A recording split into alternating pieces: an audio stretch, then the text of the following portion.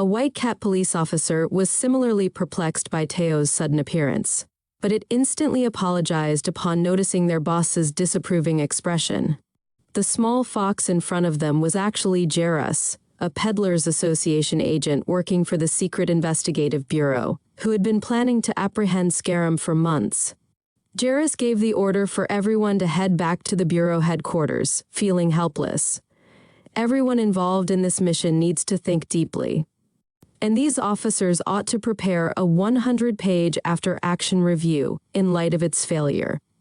Jairus's attitude made her subordinates shudder, and she walked out slowly.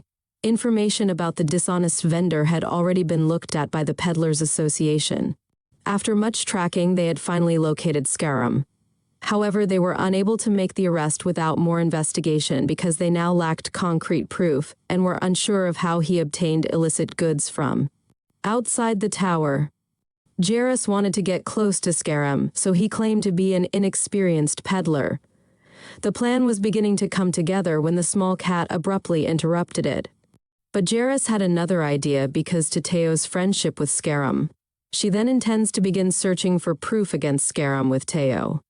Teo, on the other hand, was contentedly eating grilled salmon as he made his way to the 99th floor and felt good about helping others. Sejun Park was teaching Sickle Rabbit how to cut potatoes in the cave in the meantime. In order to cut the potatoes into 4 pieces, he needed the small rabbit. Sickle Bunny finally grasped Sejun Park's meaning after a lengthy explanation. Sejun Park was very happy with himself when he quickly sliced the potato into 4 equal pieces the next second. He finished planting the potatoes by moistening the soil and then adding the chopped potatoes to it. The information he had previously viewed online helped him when he divided the 100 potato seeds into 400 planting pieces. Thanks to his job characteristic, Sejun Park soon earned some experience points after cultivating a 30-square-meter potato field. The sowing of potatoes was nearly finished after a while. Sejun Park now set out to dig sweet potatoes with the small rabbits, but first they had to gather the stems of the sweet potatoes, since planting these stems would help new sweet potatoes sprout. The young rabbits heard this and instantly fell to the ground, wishing they could eat without having to work. When Black Warrior Bunny saw this, he had an idea at once. Sejun Park had deliberately prevented them from planting sweet potato stems when they were younger, so this time around it was probably going to be the same. They were all laughing when they heard Black Bunny's analysis, since they thought they could get away with being lethargic.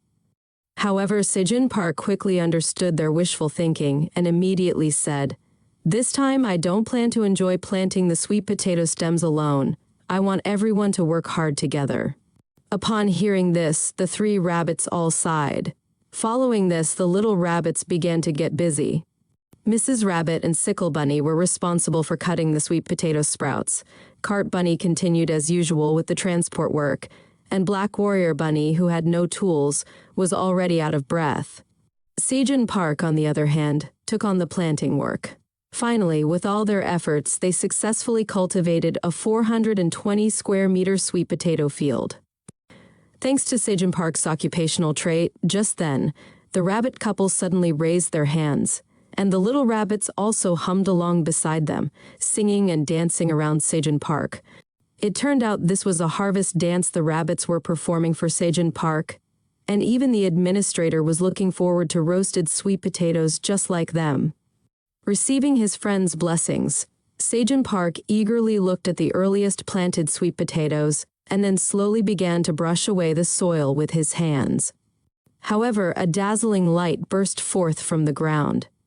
Seeing this, Sejun Park was greatly shocked, and even the queen honeybee was blinded by the light. When the golden light dissipated, a shimmering sweet potato appeared on the spot where the cave had been. Its full name is the solar sweet potato, a result of a genetic mutation in sweet potatoes due to being exposed to the sun at the 99th floor. Description: eating it can break down 100 grams of body fat, and it also makes you immune to the cold for 24 hours. Sejun Park also made an achievement within the tower. Seeing this, he came back to his senses, realizing that a new variety had been born. Meanwhile, at the same time in Korea, Dong-shik had arrived at the building where Sejun Park's family lived. And at that moment, Sejun Park, along with his friends, was staring at something on the ground. This brand new crop called solar sweet potato. Through the system message, he also realized that he had grown a new variety. The Black Tower also acknowledged that he had monopoly over the sales of the new crop variety. Without Sejun Park's permission, others cannot grow solar sweet potatoes. Although he was eager to taste it, since it was a new variety, he decided to plant more first and wait until there was a larger quantity before eating. After arranging the solar sweet potato, Sejun Park and his friends began digging for more sweet potatoes. The subsequent sweet potatoes they unearthed were all of the normal variety. Right after digging them up, Sejun Park couldn't wait to wrap them in leek leaves to roast. In no time, a batch of delicious roasted sweet potatoes was ready. Slowly breaking open a sweet potato, Sejun Park didn't eat the first bite himself but gave it to his hard-working friends. The rich aroma made the little rabbits drool, but unexpectedly Mr. Rabbit choked because he ate too quickly. The Black Tower's administrator was also drooling with envy, and Sejun Park was thankful that she waited for the little rabbits to start eating first. Soon after the rabbit family was full, Sejun Park handed 10 roasted sweet potatoes to Aileen. After finishing most of it, looking at Sickle Bunny beside him, Sejun Park asked that if they have finished eating, they could come help him handle the roasted sweet potatoes. Meanwhile, Aileen had already peeled a sweet potato and immediately popped it into her mouth. In just a few minutes, she had devoured all 10 roasted sweet potatoes. The gluttonous Aileen was considering asking for the remaining ones too. But looking down, she saw that Sejun Park was busy with something else. In the cave, Sejun Park, with the help of Sickle Bunny, had cut the roasted sweet potatoes into strips. Next, after they dried on one side, they would turn them over to dry the other side, and the delicious dried sweet potatoes would be ready.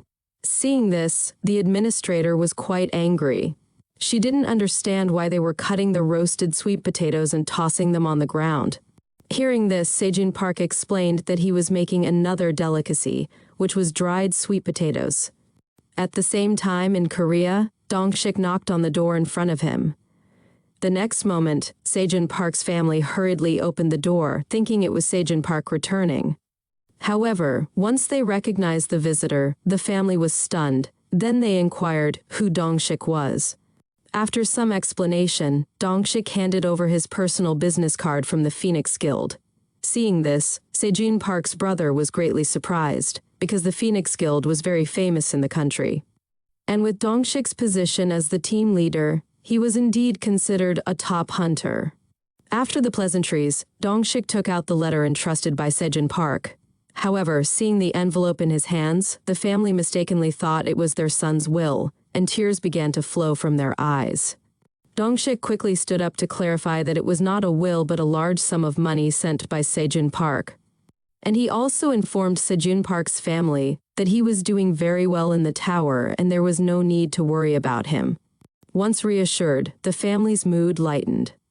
Next, Dong-shik learned from Sejun Park's brother Sedol that Sejun Park had been missing for the last 5 months, which made him even more convinced that Sejun Park was a once-in-a-century genius hunter. In the 10 years since the tower appeared, no one had achieved such rapid progress. After explaining everything, Dong-shik began to say goodbye to Sejun Park's family. Once he got into the car outside, the contract task he had signed earlier was completed. Meanwhile, and the little cat Teo was still on his way to the cave. Another 2 days passed, and in the cave, Sejun Park was planting the tops of carrots. He soaked the carrot tops left by the rabbits in water, and once they sprouted, he planted them all in the ground, doing this also to collect seeds after they bloomed. Looking at the previously planted carrots now blooming, both Sejun Park and the little rabbits were very happy, enjoying the feeling of gradual progress. Just then, the administrator inquired whether the dried sweet potatoes were ready. Sejun Park also wanted to know, so he got up to check. Approaching the drying sweet potatoes, he gently picked one up and immediately popped it into his mouth. The taste of the dried sweet potatoes did not disappoint him. Their crispy texture combined with just the right amount of sugar made them exceptionally delicious.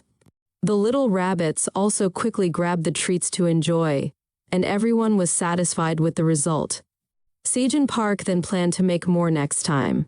However, being too immersed in the deliciousness caused Sejin Park to forget about the administrator. As he was about to take a bunch of dried sweet potatoes to her, Sejin Park suddenly thought of something and asked the administrator to wait a little longer. After all, every container had been made from green onions, which Sejin Park felt was somewhat improper. Seeing this, the black dragon Aileen thought he was reluctant to give her any, and so she urged him angrily. But when Sejin Park had the dried sweet potatoes nicely packaged in gift bags, the administrator was instantly stunned. This was a skill Sejin Park had learned from a part-time job he had done before. The dried sweet potatoes were now beautifully packaged, which also made it more convenient for the administrator to store. Sejin Park thought the administrator would like it, but unexpectedly there was no prompt in the message. It was only when Aileen realized it that she then expressed her gratitude to Sejin Park.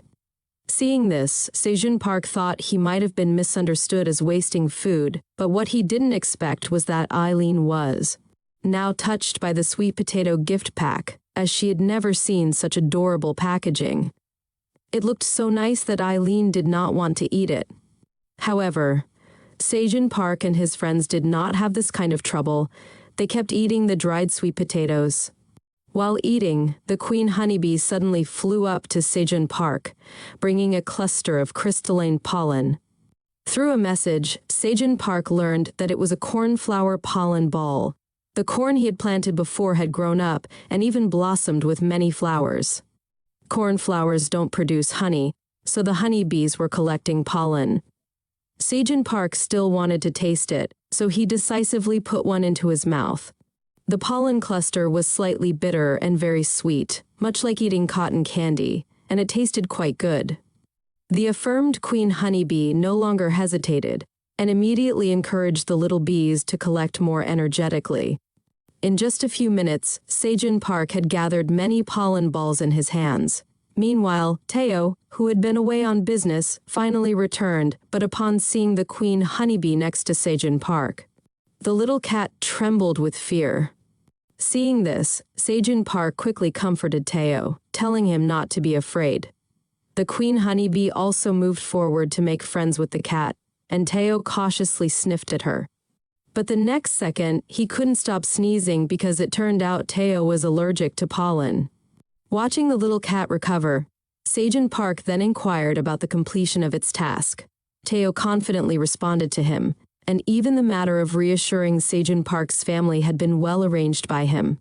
At this moment, seeing that the contract package had been completed, Sejin Park thought that his family must have already received the money and news. Teo also mentioned that he would go to confirm with Dongshik in a few days. Having been separated from his family for so long, Sejin Park missed them dearly. His family probably couldn't imagine that he had become a farmer in the tower. If his brother Settle knew, he would probably tease him mercilessly. Recalling the happy times with his family, Sejin Park felt increasingly melancholic. Just then, a little hand interrupted Sejin Park's thoughts. Unnoticed, the little family from the farm had gathered around, all looking at Sejin Park happily. Seeing this, Sejin Park instantly cleared away his gloom, realizing he also had many family members here. After comforting each other, Teo excitedly reported on the results of selling magic cherry tomatoes. After deducting the costs for various expenses and the payment to Dongshik, there were still over 200 dungeon coins left. Then, the little cat poured out all of its earnings from the bag. Seeing this, Sejin Park excitedly picked up the cast iron saucepan. It had been a long time since he had touched proper kitchenware. However, at that moment, a dagger on the ground caught his attention. This was the first weapon Sejin Park had seen since entering the tower.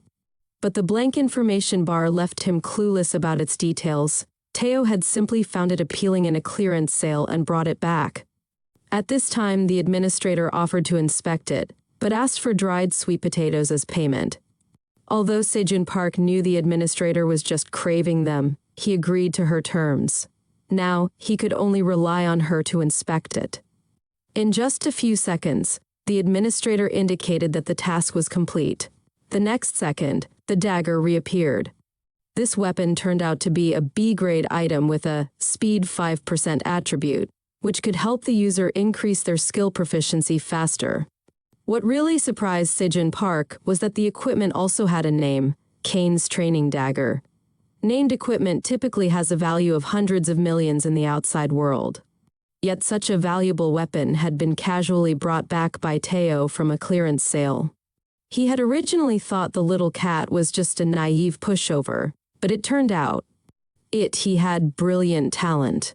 After receiving the dagger, Sejun Park placed it on the leeks in front of him, then positioned himself and quickly chopped the leeks into many pieces.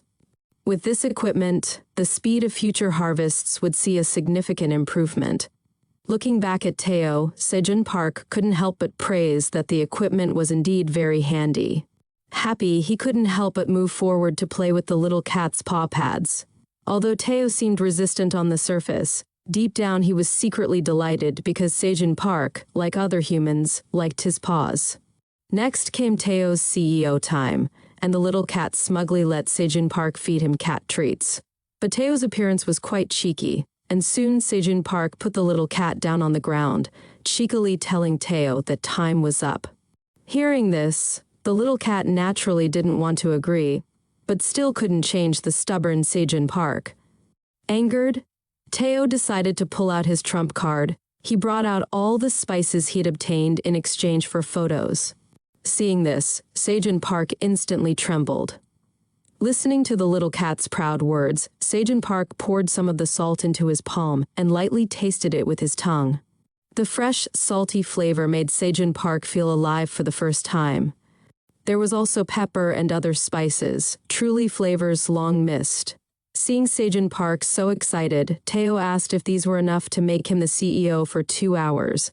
Hearing this, Sejun Park lifted the little cat happily and spun around, saying, "Forget 2 hours, you can be the CEO for 24 hours.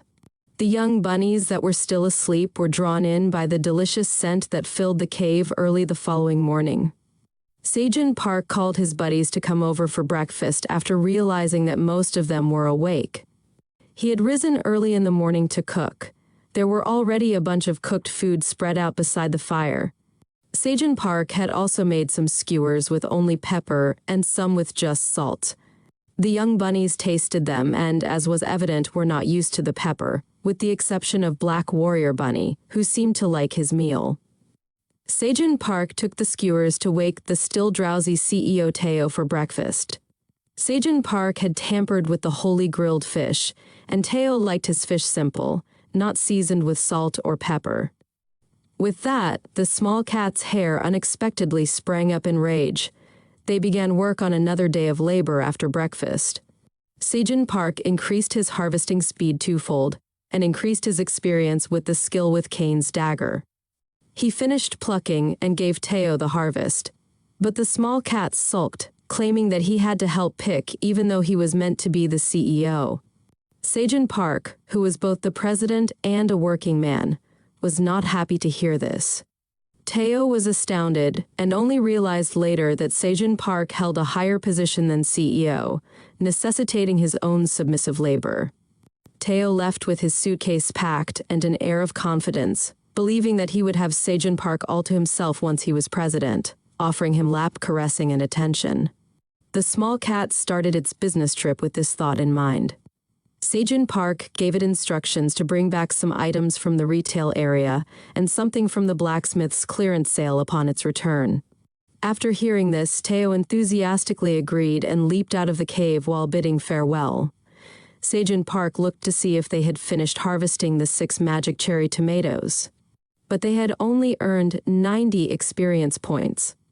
A closer look revealed that the magic cherry tomatoes had been improved to D grade, which was a benefit of his recent promotion to D-grade farmer status. Teo departed too soon. which is unfortunate because the doubling impact D-grade magic cherry tomatoes could have brought in a considerably higher price. Administrator Aileen, in the meantime, pushed open the golden doors that revealed treasures at the summit of the Black Tower. There was a lifelike statue made of incredibly rare materials at the bottom that was worth more than money. But at the very next moment, Aileen used a single swipe of her claw to smash the statue, and then arranged the gift pack of dried sweet potatoes that Sejin Park had delivered on top of it. It turns out that a permanent preservation spell was used to enchant this storeroom, and since the sweet potato gift pack was a present from Sejin Park, Aileen couldn't bear to treat it like a simple snack. Instead, she meant to retain it. Aileen was kind enough to go look for Sejin Park when she noticed him soundly dozing. But before she could even begin to survey her surroundings, she noticed something unusual. Suddenly, in the surrounding forest of the cave, a small red bear appeared to have smelled something strange and started to go forward cautiously. Sejin Park was startled out of his slumber by Aileen's sudden wakefulness, alerting him to impending peril. When Sejin Park gently raised his head, he saw a red shadow overhead and thought that a fierce monster was about to arrive. Aileen unexpectedly materialized in front of the creature, pleading with the crimson grizzly cub to leave, but the little red bear was startled by her messages. Sejin Park immediately put on his shoes and sprinted forward, precisely catching the falling red bear as it slipped and fell in the next second. Sejin Park realized something was amiss. Sejin Park was terribly misled to think at that point that he was carrying a small puppy or cat, as he looked down to see that what he was holding was actually a crimson grizzly cub. It surprised Sejin Park that the vicious creature he had previously faced had such a tiny and adorable cub. Next, the administrator of Black Tower questioned Sejin Park about why he had trapped the bear. Sejin Park clarified that the situation was extremely risky, and that the bear could have suffered serious injuries from the fall. The mother crimson grizzly bear might be looking for it, so the black dragon told Sejin Park to send it outside right away after hearing this. However, Sejin Park was extremely worried since the crimson grizzly cub was still too young, and releasing it out in the open could be perilous given the presence of other monsters outdoors. The administrator quickly issued a warning that the crimson grizzly bears are voracious eaters after noticing this. Since the young red bear was still so tiny, Sejin Park didn't think it was true. Black Warrior Bunny, who also thought the small one was cute, was running behind the crimson grizzly cub at that point. The queen honeybee arrived at that moment with the young bees to begin work. The crimson grizzly cub moved a little forward after smelling the queen honeybee, but the other bees were displeased with its actions. The crimson grizzly cub swiftly fled back to Sejin Park's safety upon spotting the aggressive honeybees. Sejin Park had to calm the small bees because he had nowhere else to go. Sejin Park immediately approached the queen honeybee for assistance. The queen honeybee agreed, but she was troubled by this careless little one. She proceeded to spew honey out of her lips and deposited it into the paws of the crimson grizzly cub. The crimson grizzly cub widened its eyes at the sticky honey, maybe because it had smelled it and come here. The black and red crimson grizzly cub quickly consumed all of the honey without any mess. Administrator didn't say anything when she saw this, but eventually she had enough.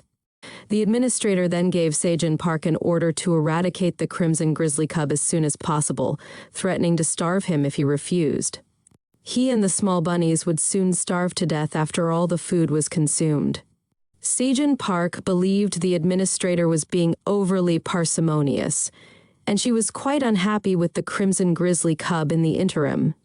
How much could the other party possibly eat, given how tiny it was still?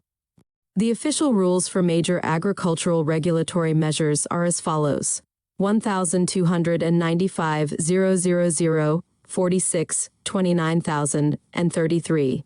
Greater than 000, 46, 28,766. Still, Sejin Park believed that the crimson grizzly cub would not have fallen if the administrator had not spooked it at first. When the administrator heard this, he mistook it and nevertheless gave Sejin Park the order to kick the crimson grizzly cub out right away. Sejin Park was clinging to the terrified, dark crimson grizzly cub. Sejin Park hesitated for a moment before deciding to send the poor little one go, after taking one look at it. Aileen was shocked by Sejin Park's rejection, because she assumed her benevolence was misinterpreted as pettiness. At that point, Aileen decided to give up and move on from the issue. In the meantime, Sejin Park continued to swear quietly, certain that the administrator was concerned about her food being shared. The crimson grizzly cub had gone to sleep by then, and Sejin Park held it contentedly after Black Dragon Aileen left. Upon realizing this, Sejin Park became even more determined to allow it to spend the night in the cave. A red figure hovered around the storage area early the following morning, while Sejin Park was still sound sleeping. A short while later, Black Warrior Bunny opened the door blearily but was startled into wakefulness by what he saw. Sejin Park looked over as soon as he heard the disturbance within the cave. He found that the crimson grizzly cub had vanished by the time he woke up. Sejin Park questioned inquisitively what had happened, looking at his furious pals, but he quickly saw why. The once harmless-appearing crimson grizzly cub was mostly to blame for the nearly total disappearance of the stored harvests and the remnants of food that covered the ground. The crimson grizzly cub was still actively searching and eating, but Sejin Park was on the verge of tears, and the small bunnies were enraged at the poor state of the storeroom. Sejin Park had planted a lot of sweet potatoes and carrots, but almost all of them had been consumed save for the miraculous cherry tomatoes. The crimson grizzly cub hastily leaped in the direction of Sejin Park after receiving serious punishment from the small rabbits. When Sejin Park saw the distraught crimson grizzly cub, he picked it up and soon discovered that it was very hungry. Finally remembering the administrator's counsel, Sejin Park now regretted not listening to Aileen sooner. The administrator also told Sejin Park at this time, possibly expecting this, that the crimson grizzly bears could easily eat several 100 pounds of food. Sejin Park truly apologized, acknowledged his error, and said he should not have had such low expectations of the administrator after realizing he had misinterpreted her. But this didn't worry Aileen. Instead, she stressed that getting the crimson grizzly cub outside was the most important thing. Sejin Park gave his previously considered strategy additional thinking before implementing it on the crimson grizzly cub. He tied the crimson grizzly cub firmly with long ropes he'd woven out of green onions. The tiny bunnies up above were also prepared at this point. Sejin Park gave the order, and the small bees in the center of the rope started pulling hard on the crimson grizzly cub as the family of rabbits outside encouraged them to do so as well. Slowly, with the assistance of his small companions, the crimson grizzly cub was extracted. The crimson grizzly cub whimpered in discomfort at the unexpected sense of weightlessness. Seeing this, Sejin Park offered some sweet honey to soothe the bear. "You've been away for too long. It's time to go home and find your mom." As the bear calmed down and ate the honey, Sejin Park and the queen honeybee said their goodbyes, and the crimson grizzly cub also responded to their kindness. After sending the bear off, Sejin Park completed the task, and his reward was acquiring the seed harvesting skill. After the bear had gone, the rabbit family all returned. Sejin Park intended to treat the hardworking little rabbits well, but his own stomach growled. With a soft sigh, he decided to settle for some magic cherry tomatoes and grilled fish for the day. A few days later, inside the cave farm, Sejin Park and his friends fearfully watched the entrance, as the crimson grizzly cub was cheerfully greeting them, but behind it loomed a terrifying crimson grizzly bear. Sejin Park was now stunned, thinking the bear had come to capture him and his friends. Watching the enormous creature overhead, Sejin Park and his friends were terrified. He suspected that the giant bear thought he had kidnapped the cub, so it was now here to prey on them. At this thought, Sejin Park couldn't stop trembling, and then he suddenly knelt down, saying that the he is not tasty because all he has been eating were tomatoes, which caused the mother crimson grizzly bear to make a puzzled noise. Fortunately, the administrator conveyed that the crimson grizzly bear had no malicious intent. She only wanted to feed her child some honey. Understanding the administrator's explanation, Sejun Park also realized the bear's intentions. The crimson grizzly bear confirmed the administrator's explanation, and she and the crimson grizzly cub greeted Sejun Park and the others from outside. As a reward for the honey, the crimson grizzly bear was willing to protect the area from harm and also to take Sejun Park out of the cave. Immediately, she placed her huge bear paw inside the cave. Seeing this, Sejun Park turned back to look at his friends, and the rabbits were all happy for him. Thus, Sejun Park agreed to the crimson grizzly bear's request, and he sat on the mother crimson grizzly bear's paw, then slowly headed towards the outside of the cave. Below, Black Warrior Bunny and Sejun Park waved their hands, marking Sejun Park's first departure from the cave. Looking down at all the crops in the farm from above, Sejun Park felt grateful. Without his friends, he probably would have starved inside. Now, Sejun Park looked out at the outside world full of hope, finally able to see the real world inside the tower. Just out of the cave, the brightness outside made it hard for Sejun Park to adapt for a moment. Once he adjusted, he took just one look and was deeply captivated by the world outside. Rolling mountains rose and fell, and in the distance stood a skyscraping tower reaching into the clouds. Sejun Park was completely stunned by the scene before him. This was just one floor of the Black Tower, but the area was already too vast for him to see the end. This is the true appearance of the Black Tower. Sejun Park sincerely thanked the mother crimson grizzly bear for bringing him out, and a distant shining light caught his attention.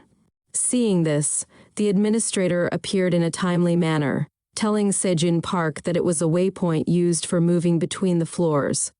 Just as roaming merchants have their exclusive peddler pathways, adventurers coming from outside the tower have their own exclusive teleportation devices. If he could use the waypoint, he would likely be able to quickly reach the first level, and then successfully leave the tower. But Sejun Park had a new question: how to get there? Crossing the barren land ahead by foot seemed impractical. After coming down from the giant crimson grizzly bear's paw, the crimson grizzly cub pounced towards Sejun Park. Sejun Park caught the crimson grizzly cub in his arms and asked if the crimson grizzly bear could take him to the waypoint. To this, the crimson grizzly bear's response was a refusal, as the barren land was not her territory. To reach the waypoint, he would have to kill about 3,000 monsters. Seeing this, Sejun Park remembered that this was the 99th floor, which inevitably housed many powerful monsters. The crimson grizzly bear also pointed to the forest behind them, indicating that the area was her territory and that the monsters from the barren lands usually wouldn't come here, but if they left, the crimson grizzly bear could not protect Sejun Park. Understanding the situation, Sejun Park could only sigh softly. He was very grateful to them. The crimson grizzly cub looked at Black Warrior Bunny and also hugged it excitedly. Watching the crimson grizzly cub, now even bigger than himself, Black Bunny slowly stroked its head. The crimson grizzly bear wanted her child to eat something at that moment, and Sejun Park, realizing this, reached into his bag and pulled out some honey. Smelling the aroma, the crimson grizzly cub instantly turned around, eyes sparkling as it watched the sweet honey slowly flow out, and then it began to lick the honey contentedly. At this time, Sejun Park noticed the mother crimson grizzly bear's longing. He intended to share the honey with the crimson grizzly bear, but she declined. She said she didn't need any, just to give a little more to the cub. Food was scarce in the forest, which hindered the cub's proper growth. Yet after spending a day on Sejun Park's farm, her baby had grown a lot. Sejun Park and the queen honeybee pondered the words of the crimson grizzly bear. After all, the cost of growing quickly was the consumption of the food they had painstakingly stored. The giant bear also mentioned that honey was the most helpful, making the queen honeybee a bit shy with the praise. Now aware of the scarcity of food in the forest and the administrator's earlier comments about the crimson grizzly bear's large appetite, Sejun Park asked the mother, Crimson grizzly bear, if she hadn't eaten today. But the situation was more complicated than Sejun Park thought. In order to find this cave, the giant bear had gone hungry for 3 whole days. Sejin Park made some delectable cuisine to satisfy her hunger after seeing the pathetic Mother Crimson Grizzly Bear. Black Warrior Bunny stood next to him, exuding confidence as well. Sejin Park then took over the cooking. He was even more careful in the kitchen after getting the things Teo brought. Returning to the cave, Sickle Rabbit helped Sejin Park prepare the side dishes, while Black Bunny rapidly caught a lot of fresh fish. Fish soup was ready in no time, thanks to Sejin Park's careful preparation. He took a small sip and pronounced this batch of food to be wonderful. There were many kinds of grilled fish in addition to the fish soup. The mother grizzly bear and the grizzly cub were drooling as they stared at the cooking food in front of them. For Mother Crimson Grizzly Bear's body nourishment, Sejin Park made a hearty fish stew with tomatoes and carrots. The Crimson Grizzly Bear grinned and gave Sejin Park and his pals a warm embrace. Aileen, meantime, was watching what was going on outside. Her observation proved to be correct. She had seen the days-old Crimson Grizzly cub. Initially, she was afraid that the cub might call on its mother to attack people, but the Crimson Grizzly Bear was just looking to build a pleasant relationship with people. The stunning scene outside the cave is proof that she was right when she moved ahead early to offer the Mother Crimson Grizzly Bear assistance by translating for them. Not only that, but if she could make more room for plants outside the cave, she would have more food on hand, and the Crimson Grizzly Bear would keep her safe. Black Dragon Aileen couldn't help but admire her own cunning as she considered how she had made this magnificent life possible. Jairus was going through Teo's different files in the Peddlers Association Investigation Bureau headquarters in the meantime, but the information was lacking. Not only was there no relationship to Skarum, but Teo's lackluster commercial acumen was also criticized. Jairus was fascinated about the little cat's ways after seeing his recent great sales on the sales chart.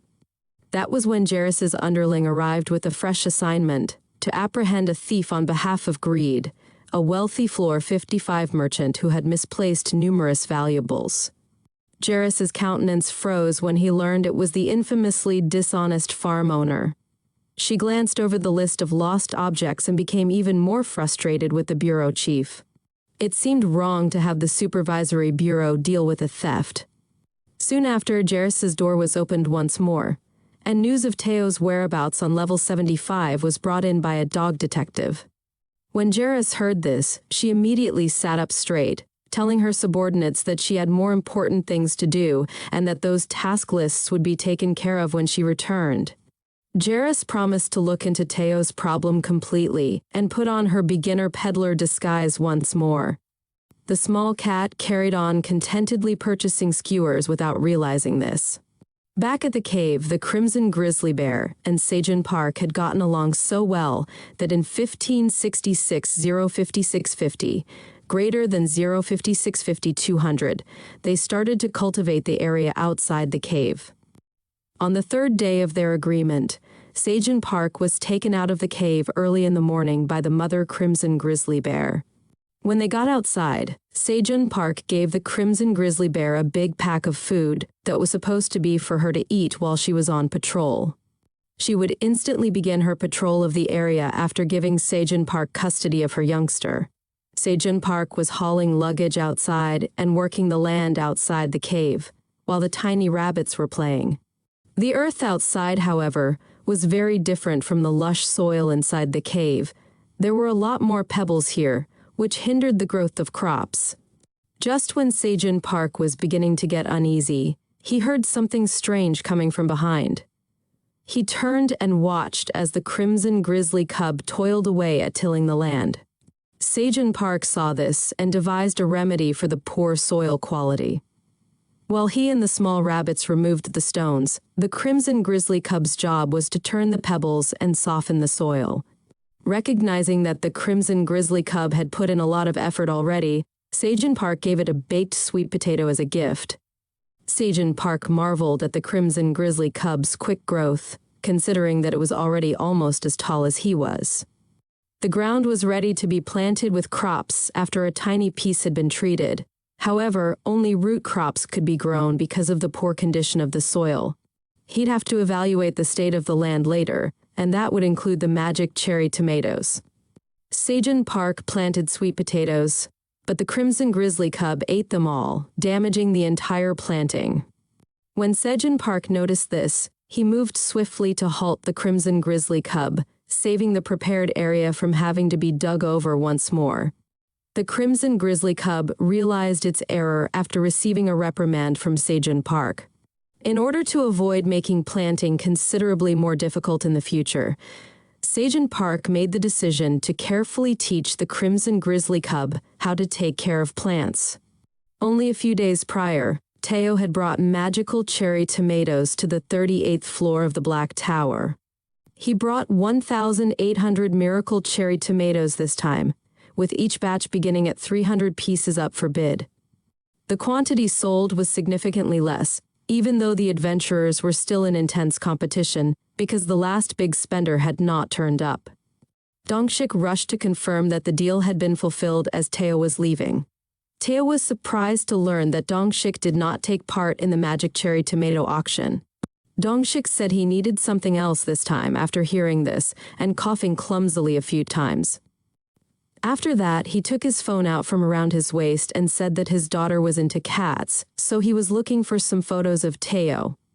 The small cat gave her unequivocal approval, and Dongshik also delivered the cash needed to take the pictures. He brought some gochutgaru, or chili pepper flakes, after learning that Teo required a few extra goods.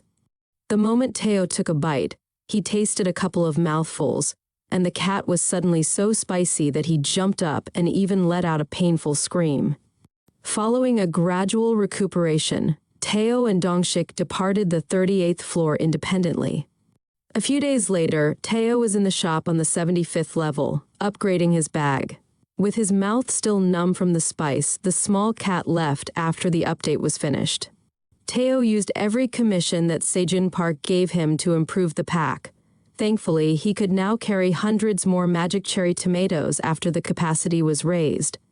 He planned to do this in order to not only swiftly amass 1,000 dungeon coins, but also advance and become president. Teo then had just some equipment to buy before he could return. But all of a sudden the small cat was drawn to a sweet scent. Teo squinted and saw the stand selling grilled skewers up ahead. Immediately the avaricious feline approached, prepared to utilize the food to ease its sore tongue. Teo begged the owner for a discount after noticing a skewer of grilled tiny fish in the center and discovering the cost was 1 dungeon coin. Unexpectedly, the owner accepted, and the tiny cat joyfully proceeded to purchase some equipment with the proceeds from the grilled fish. A trader stood in Teo's way halfway there. Teo instantly recognized him as the same individual who had previously come dangerously close to being duped by Skaram. Even more incensed with Teo for calling her a sucker, Jairus nevertheless introduced herself to the small feline. As soon as Teo showed her concern, Jairus said that she was searching for him in order to extend an invitation to dinner as a way of saying thank you for his assistance the previous time. Though Jairus assumed Teo would immediately acquiesce, the tiny cat quickly changed his mind and refused. Teo declined, citing his inability to swallow hot liquids, even after she persisted, and said that even a simple cup of tea would do. Jairus then suggested something else for Teo to attend, but this didn't work to retain the tiny kitten, and instead gave Teo the impression that she was becoming overly attached. Jairus chose to play her trump card after gritting her teeth. The next instant, Jairus was pleading with Teo on his knees to give her some time to talk. The small cat was frightened by the abrupt spectacle too. Then Jairus put on a sorry front and described her predicament. She had recently started working as a peddler, but was not particularly skilled.